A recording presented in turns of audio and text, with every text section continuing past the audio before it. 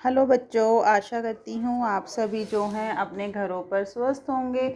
हम अपनी ज्योग्राफी की क्लास में अपना चैप्टर 7 के जो लॉन्ग और शॉर्ट क्वेश्चंस हैं वो कंप्लीट कर लिए थे। आज हम शुरू कर रहे हैं अपना 5th चैप्टर जिसका नाम है प्राथमिक क्रियाएं।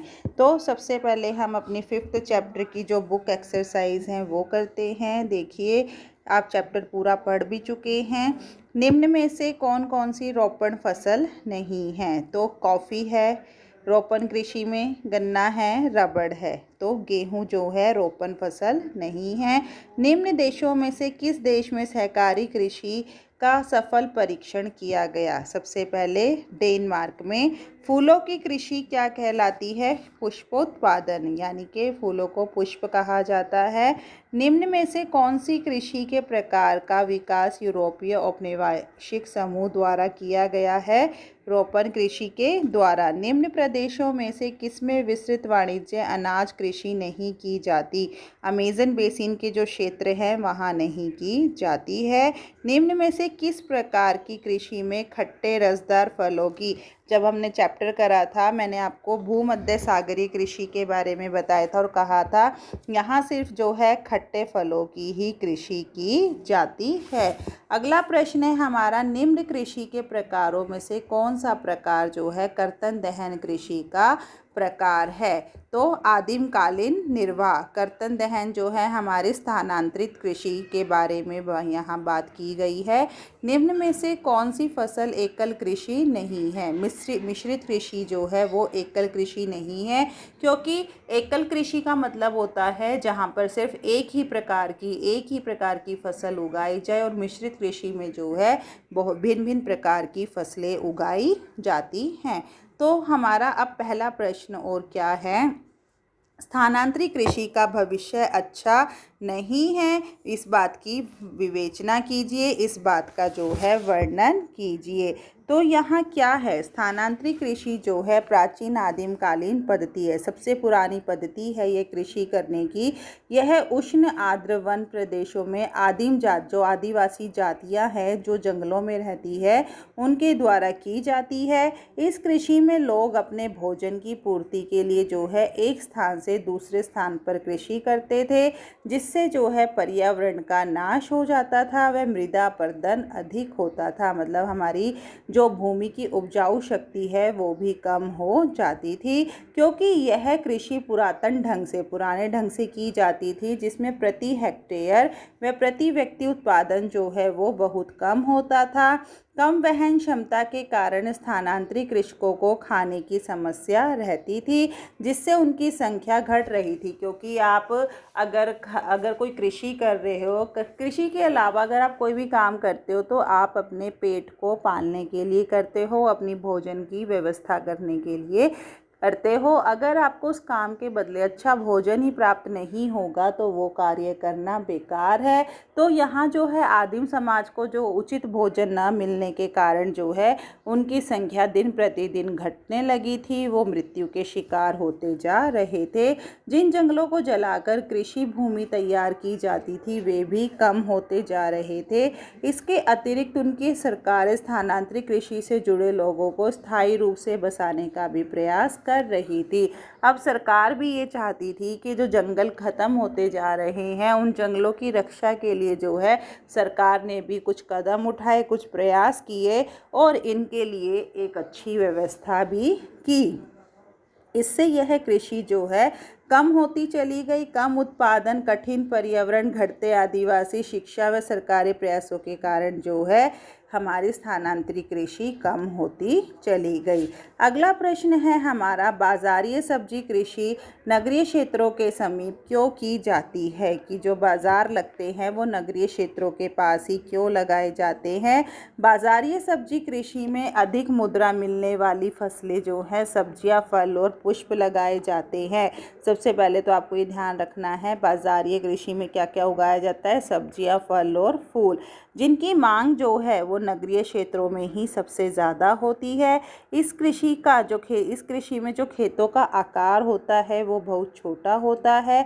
अच्छे खेत जो है यातायात के साधनों द्वारा नगरों से जुड़ जाते हैं वहाँ ऊंची आय वाले जो है उपभोक्ता, यानी कि वहाँ पर ऐसे लोग रहते हैं जिनकी आय जो है बहुत ज़्यादा होती है, इसलिए नगरीय क्षेत्रों के समीप जो है बाज़ार सब्जी कृषि के बाज़ार लगते हैं। साथ ही इनमें गहन श्रम और अधिक पूंजी की आवश्यकता होती है, इसीलिए जो नगर के उपभोक्ता है वो पूंजी आसानी से प्रदान कर देते हैं। अगला प्रश्न है, विस्तृत पैमाने पर डेयरी कृषि का विकास यातायात के साधनों एवं प्रशीतकों के विकास के बाद ही क्यों संभव हो सका है। डेयरी व्यवस्था में जो है दुधारू पशुओं का पालन पोषण किया जाता है, मतलब दूध देने वाले इन पशुओं के स्वास्थ्य, प्रजनन, पशु चिकित्सा की ओर जो है ध्यान दिया जाता है।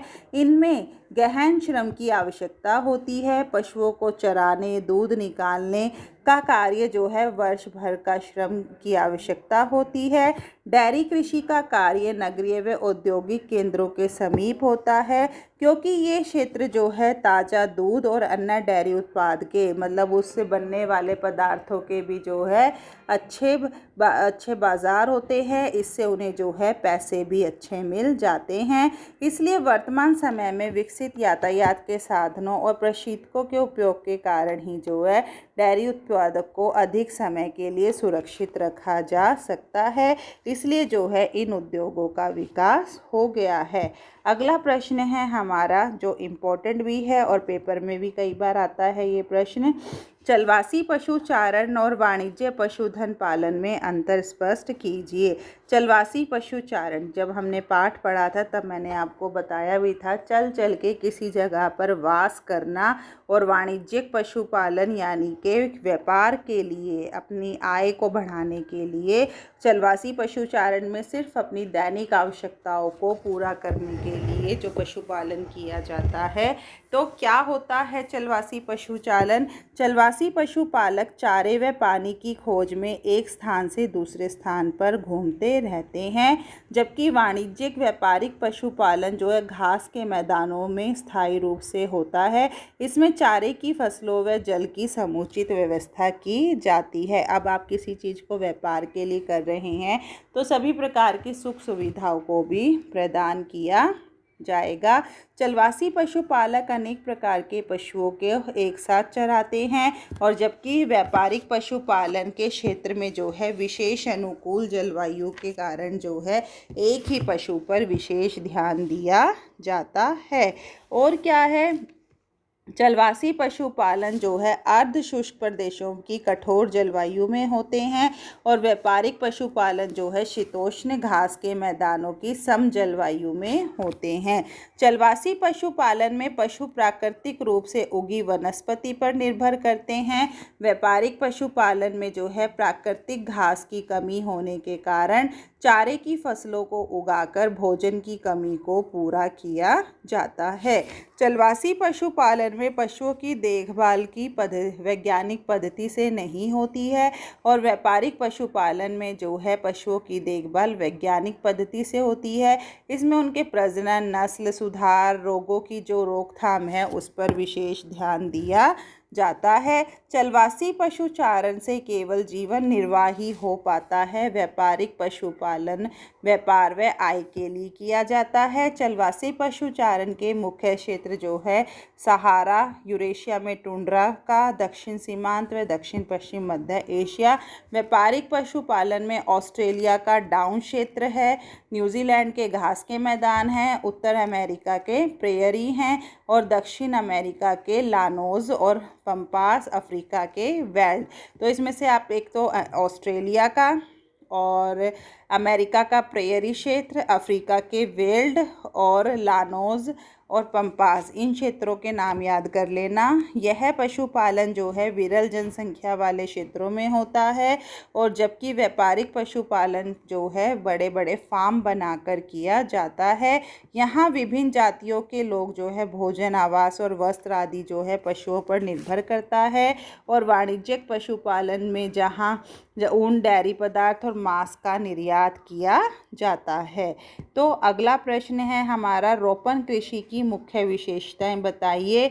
भिन्न भिन्न देशों में उगाई जाने वाली प्रमुख रोपण फसलों के नाम भी बताइए। रोपण कृषि जो है यह एक प्रकार की व्यापारिक कृषि है।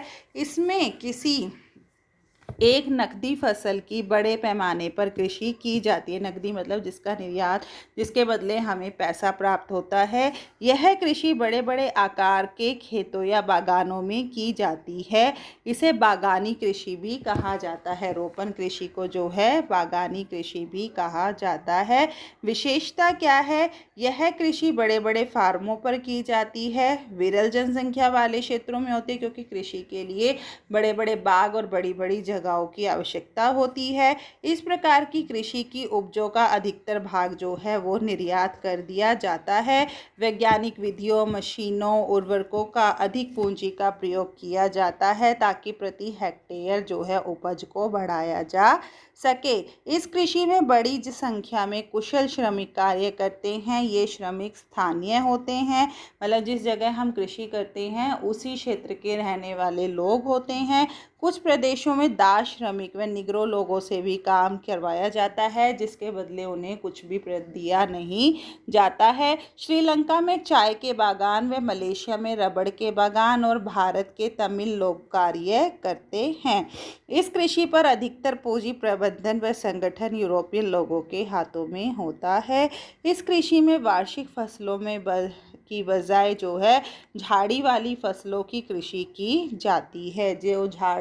जिनके झाड़ होते हैं वो कृषि यहाँ पर की जाती है। क्षेत्र कौन कौन से हैं यहाँ पर? अधिकतर रोपण कृषि जो है ब्रिटिश लोगों द्वारा स्थापित की गई थी। मलेशिया में रबड़, भारत और श्रीलंका में जो है चाय के बागान हैं। फ्रांसीसी लोगों ने पश्चिमी अफ्रीका में कोको और कहवा, ब्रिटिश लोगों ने पश्चिमी द्वीप समूह में गन्ने और केले, स्पेनिश और अमेरिका लोगों ने नारियल व गन्ने और फिलीपाइंस में नारियल के और गन्ने के बाग लगाए थे। तो ये अलग अलग क्षेत्र है जहाँ पर जिन जिन लोगों ने रोपण कृषि की शुरुआत की थी।